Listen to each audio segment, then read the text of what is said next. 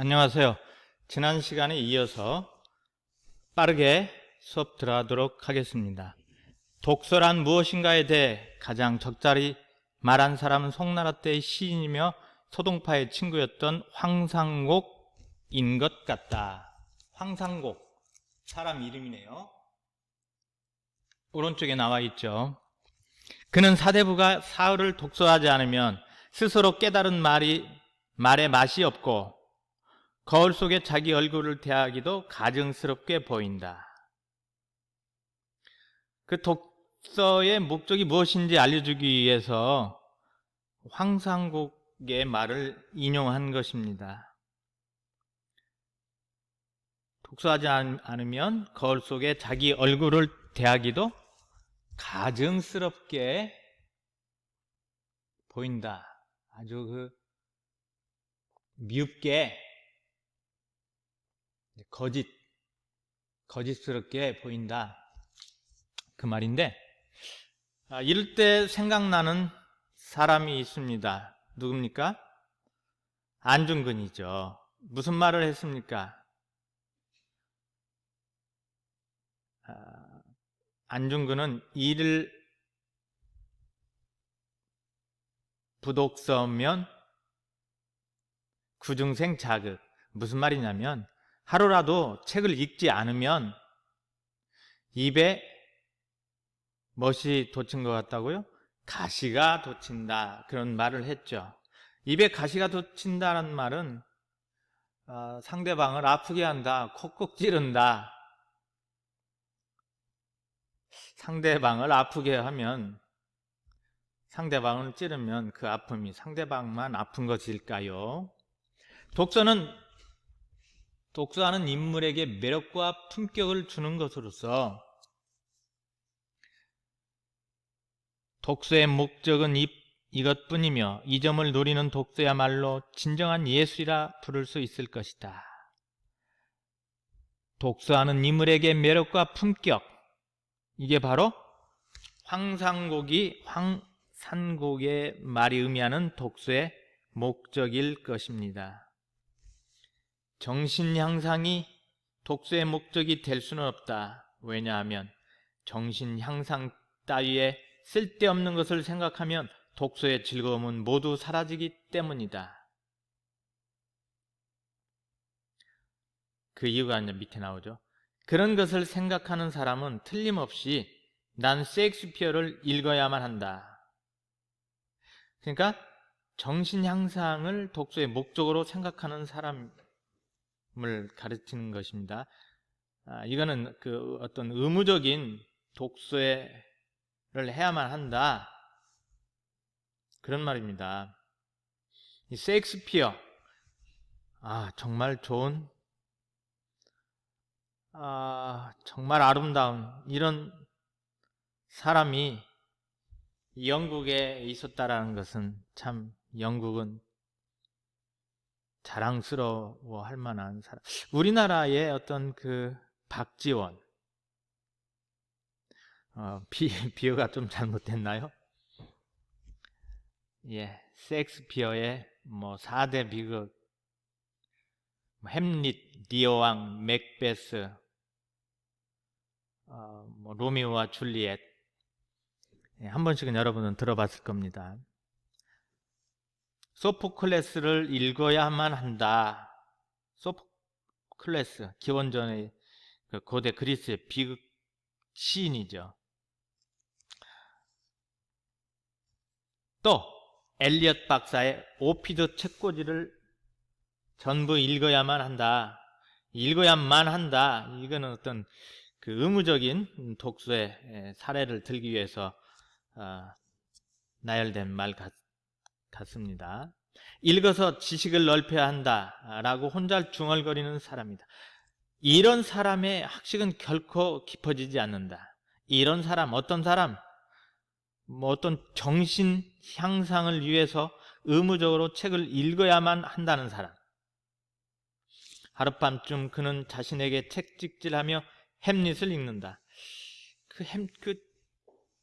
햄릿이라는 유명한 즐겁고 재밌는 책을 읽으면서 자신에게 채찍질 한다라는 말이 좀 어감이 안 좋죠. 억지로 읽는다라는 얘기입니다. 그 재밌는 책을. 그리고 마치 악몽에서 깨어난 것 같은 모습으로 그는 나온다. 그러니까 의무감으로만 하는 독서가 즐거움이 아닌 아주 그 괴로운 일이라는 것을 드러내고 있죠. 그러나 얻는 것은 단지 햄릿을 읽었다라고 말할 수 있다는 것뿐이다.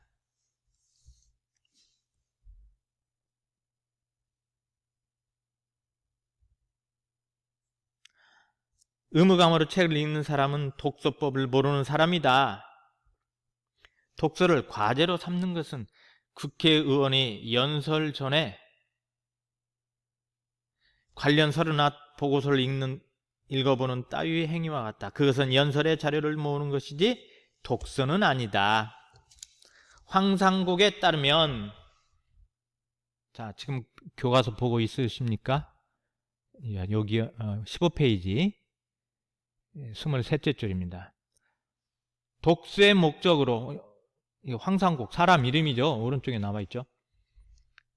인정할 만한 것은 인간의 용모에 매력을 더하고 그 담화에 풍미를 주는 것밖에 없다. 그러나 용모의 매력이라 해도 단순한 미모와는 물론 뜻이 다르다. 이 단순한 미모는 무엇을 나타내냐면 외양의 아름다움을 말하는 것입니다.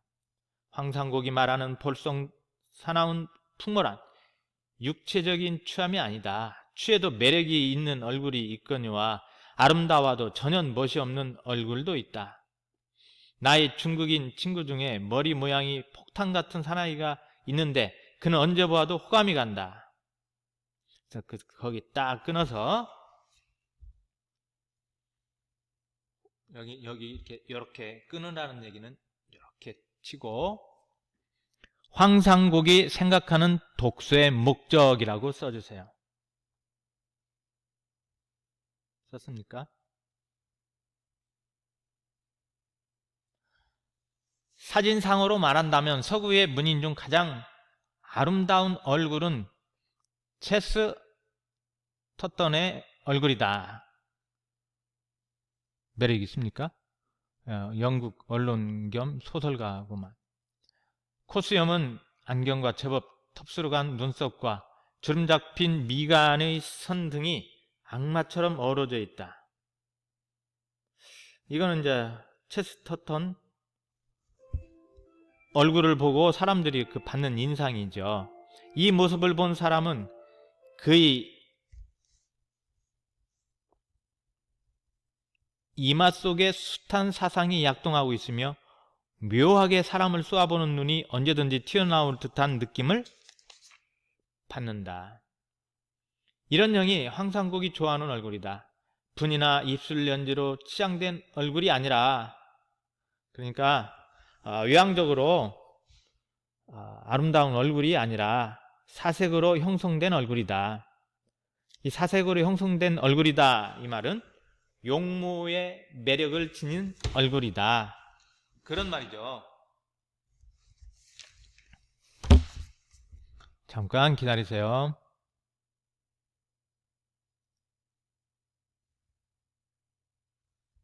한 장 이렇게 넘기고,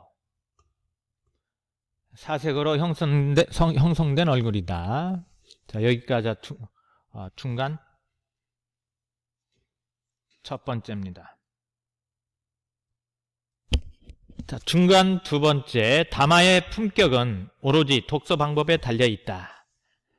말투에 풍미가 있는지 없는지 여부도 독서의 방법에 달려있다. 책의 풍미를 드러내는 것으로 만들면 담화 속에서도 풍미가 우러난다. 담화 중에 풍미가 있다면 저술에 풍미가 스며들지 않을 리가 없다. 자, 이게 뭡니까? 저술에 풍미가 스며들지 않을 리가 없다. 그 밑에다 써주세요. 풍미가 있는 말이 글로 그대로 표현될 수 있으므로. 자, 딱 끊어서 올바른 독서 방법의 필요성이라고 써주세요. 이런 까닭은 나는 풍미나 취미라는 것이 독서의 열쇠라고 생각한다.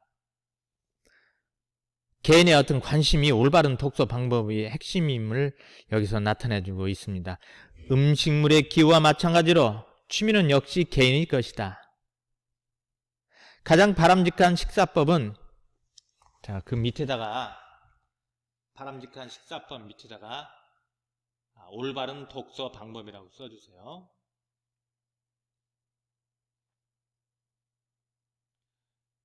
자기가 좋아하는 음식을 먹는 것이다. 그렇죠? 그것은 소화력에 확신이 서기 때문이다. 독서도 이와 같이 마찬가지로 어떤 사람에게 이로운 것이나 다른 사람에게는 해독이 될지도 모른다. 그러므로 교사는 자신의 독서 취미를 학생들에게 강요할 수 없으며, 자, 교과서 보세요. 부모도 아이들에게 자기와 같은 취미를 기대해서는 안 된다. 왜냐하면 자신의 독서 방법을 강요하는 것은 그 상대방에게는 독이 될 수 있기 때문입니다. 읽는데 흥미가 없으면서 독서는 오로지 시간 낭비이다. 원중락은 읽기 싫은 책은 주저없이 버려라. 그리고 다른 사람이 읽도록 하라 라고 말했다. 자, 거기 딱 끊어서 이건 무슨 말입니까? 개인의 어떤 풍미나 취미에 따라서 독서해야 한다는 점을 강조하고 있는 거죠. 여기 딱 끊어서 여기 써주세요. 올바른 독서 방법.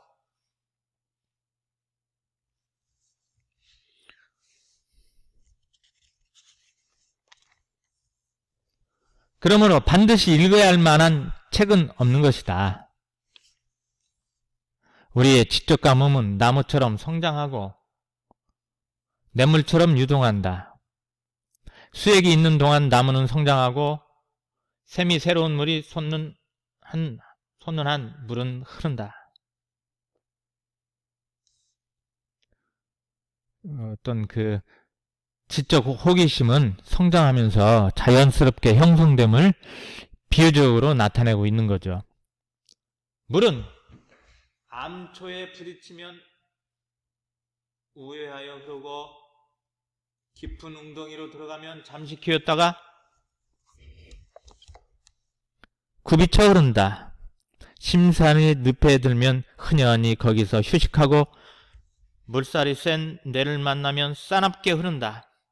이처럼 물은 노력하지 않고 목적도 없지만 반드시 바다로 들어가는 것이다. 자, 여기에서 그 개인의 어떤 다양한 상황에 따라서 독서 방법을 취할 수 있음을 물의 흐름에 유추해서 나타내고 있죠. 그 노자의 도덕경을 보면 인간은 물처럼 살아야 한다라는 말이 나옵니다. 자, 생략하도록 하고 바로 교과서로 나가죠. 자, 여기 보세요. 이 세상에 만인의 필독서라는 것은 없다. 다만 어떤 사람이요, 어느 때 어느 장소에서 어떤 사정하에 생애 어느 시기에 읽어야만 할 책이 있을 뿐이다. 자, 거기 끊으세요. 끊어서 개인의 상황에 따라 책을 읽어야 함, 이렇게 써줘.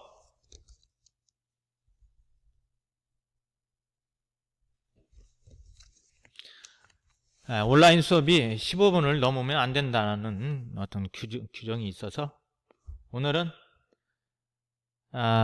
여기까지 하겠습니다. 여기까지 있을 뿐이다.